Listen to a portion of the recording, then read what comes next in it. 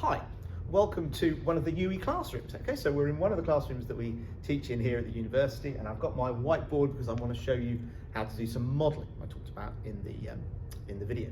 So we're going to make a start. Now the first thing I want to do, so we're going to be modelling decomposition today. So that's taking away, okay?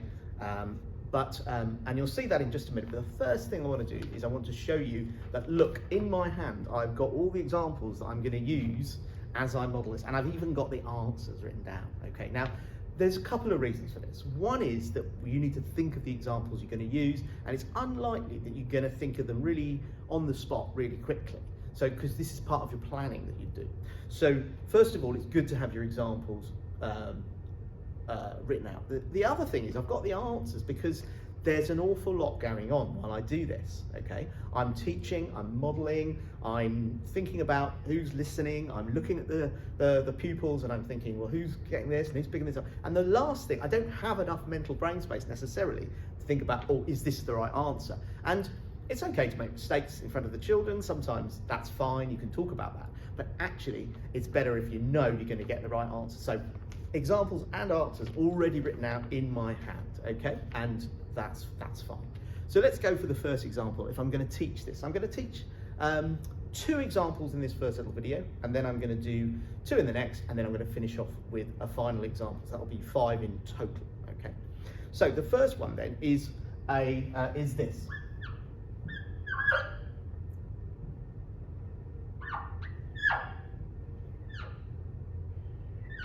Now you'll notice, okay, that this particular example doesn't require any kind of decomposition, any exchanging or rearranging of the numbers, okay? It's just to show that this is what we do when one of the digits or both of the digits are smaller than the digits above, okay?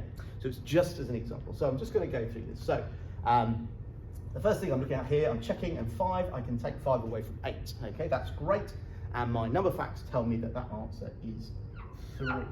Okay, so I'm good so far. Then I'm looking into the tens column. Okay, so because I'm working in the tens column and I'm going to put my answer in the tens column as well, I'm going to take 1 away from 2. Okay, and of course my number facts tell me that that gives me 1, which I put into the tens column. That's 110, and so my answer is 13.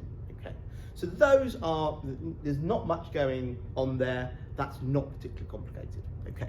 So then I'm going to think about my second example. Okay, so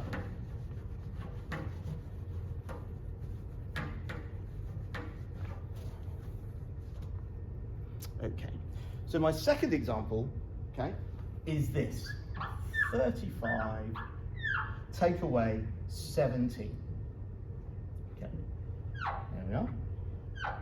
I'm going to put my symbol there as well. Okay, so what I'm going to do is I'm going to look at the numbers first before I start, and I'm looking at these digits and I'm thinking, 7, I can't take, there isn't enough in 5 for me to take 7 away.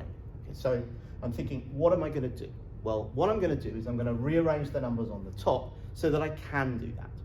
So here's my 5, here's my 3 or 3 tens, and I'm going to rearrange that. I'm going to take one of the 10s from the 3, okay, and I'm going to put it into the ones column to give me 15. And then I'm just going to cross out that 3 in the tens column and put a 2 to remind myself what I've done. So now I've rearranged the numbers, so I can take 7 away from this number at the top, okay? This 15 here at the top. And I'm just going to check that, just to make sure there's been no kind of funny business.